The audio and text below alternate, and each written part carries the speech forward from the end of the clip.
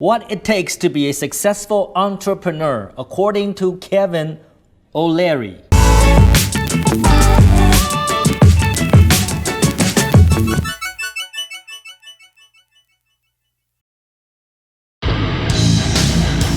Take effing action, put it together, and subscribe to Tom Peng's channel on YouTube now. Yeah, I like it. It's crazy. Kevin OLeary, another one of my role models, let's just say. I wouldn't say idol, I would say somebody that I consider to be very successful and I would like to model my life after, right? So Kevin OLeary is famous. He is the key shark in the Shark Tank, the TV show Shark Tank in the United States. Actually, a lot of people don't know this. Before Shark Tank, there was another show called Dragon's Den, and he came from Canada, right? Kevin OLeary is actually a Canadian, so he was one of the investors on that show, Dragon's Den, and eventually it turned into Shark Tank in the United States, and now like this is everywhere, right? So now there's like Shark Tank Vietnam. So he continues to be the key investor, the most famous character in that show, Shark Tank. And let me tell you a little bit about Kevin, right? So Kevin actually started in making movies. Believe it or not, actually Kevin started as a movie producer or a TV show producer, right? So when he was in university, all he wanted to do is to make movies or TV shows. And that's how he got started. He started as a cinematographer, right? Eventually he figured, hey, you know what? This could turn into a business. So he started his own TV production company. I forgot the name. But he and his partners were doing TV shows about hockey. Hockey is a sport in Canada, played on ice, right? And his show was actually quite famous in Canada. And he sold that business eventually after a few years. And that was his first transaction deal, merger and acquisition. And after that, he got the money from the TV production company and he started a software company called SoftKey. And it's an educational software company. And then his software was bundled by a lot of the hardware manufacturers, including Apple. Apple was including SoftKey software in Apple offering, for example. So Kevin actually knows Steve Jobs very, very well. And there's a lot of stories about Kevin and Steve. Steve Jobs is a total asshole, to everyone around him, but he's also a total visionary, right? But a total asshole. And he has a lot of stories to tell about Steve Jobs. One of which, he went to meet Steve in California one time, and they had a disagreement, and Steve was like, fuck you, fuck off, fucking die, till he left the building, and he can still hear Steve yelling at him. So there's a lot of very colorful, interesting stories from Kevin. He's one of my role models. I look up to him. And here is a interview with Kevin OLeary. And I have no idea what's gonna happen because all of my videos, I don't script them. There's no preparation. I just let whatever happens, happens. So let's play this video and see what Kevin has to say about what it takes to be successful entrepreneur, and I will add my comments. Let's go. What I've learned after 8 years of Shark Tank, seeing hundreds of outcomes, both success and failures, is there's certain things that drive entrepreneurs, and one of them is they're willing to take significant risks and realize that it's not a good balance in life because you're going to work 25 hours a day. You're going to give up certain things for that. And the whole reason to do it is not for greed of money, it's the pursuit of freedom. It's what money buys if you're successful. And so, when I talk to young entrepreneurs now, primarily graduating classes of engineers, I always talk about the journey. You have to be willing to sacrifice a lot. There's a dark side to being an entrepreneur, and it's a sacrifice of time, particularly with your family and loved ones. You have to pursue your business because there's somebody else in another country or even here domestically kicking your ass if they get a chance. You got to stay ahead of them. All right, so did you hear that, right?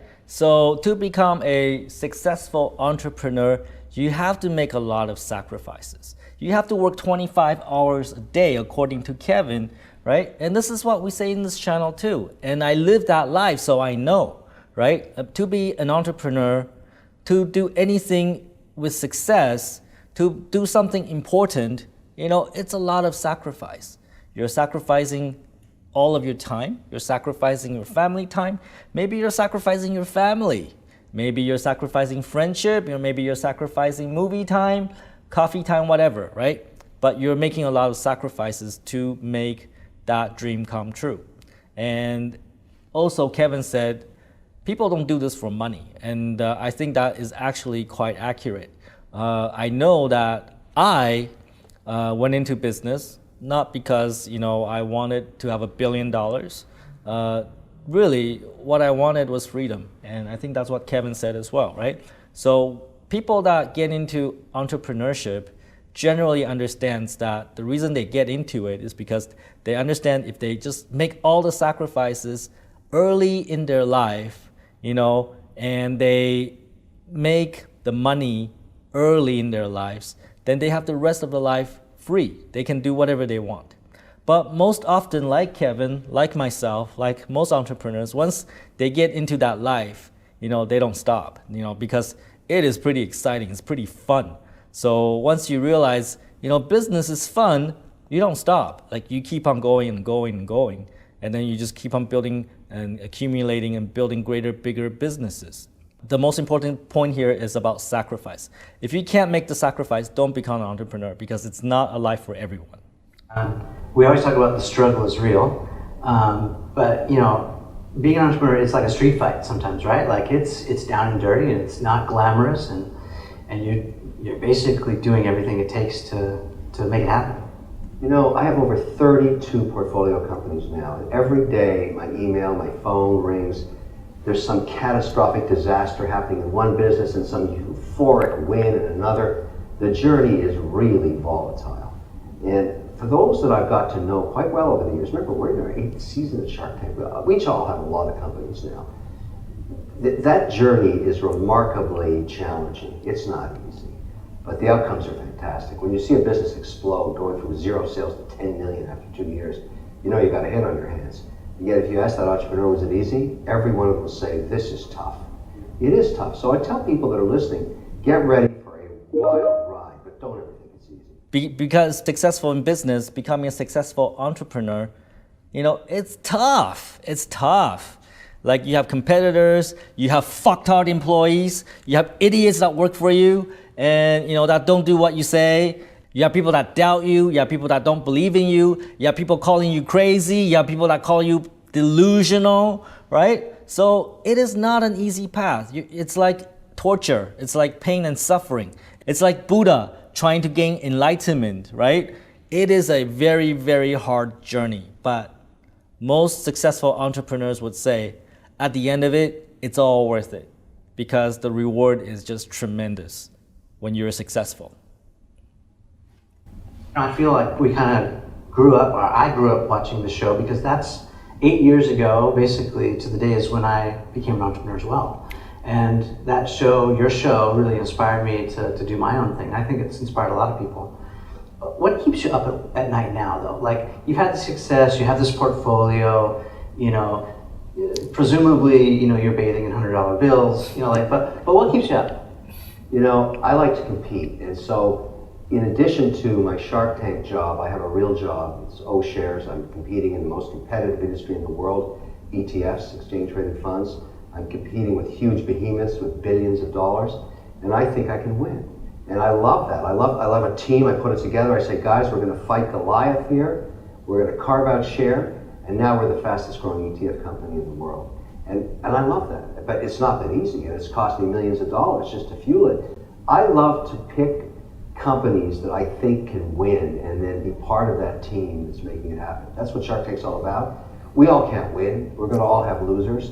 But at the same time, I love to invest in entrepreneurs that felt the sting of failure, that motivates them even more for the next success.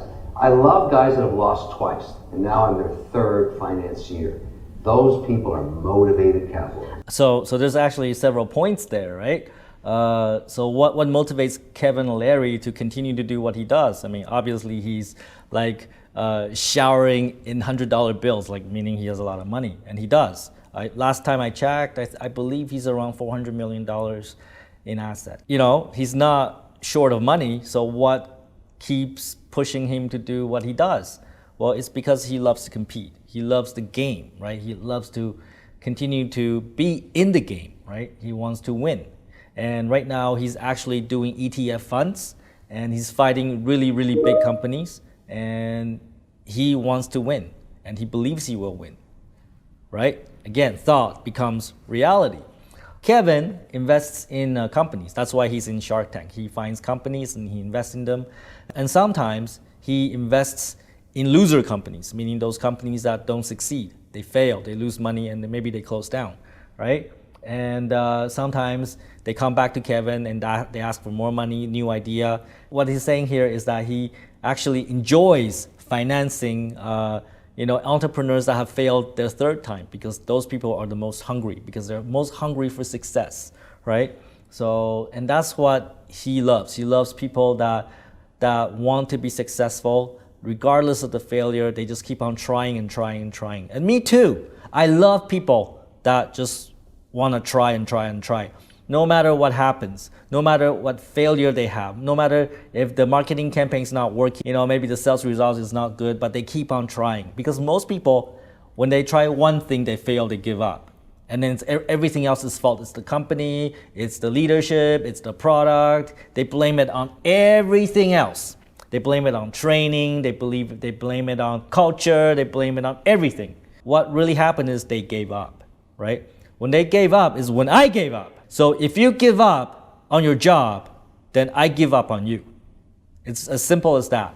And this is exactly the same as Kevin, right? Kevin believes in his team as long as they don't give up. He's willing to finance them 1 time, 2 times, 3 times, as long as they don't give up. But when you give up, you're out of the game. Let's continue on. A lot of people will think, failure is not an option, but that couldn't be further from the truth. Failure has to be part of success, right? They go hand in hand.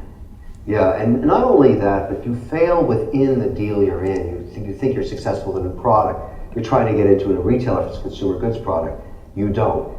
Failure is built into the DNA of a great entrepreneur because they understand they are able to manage through it.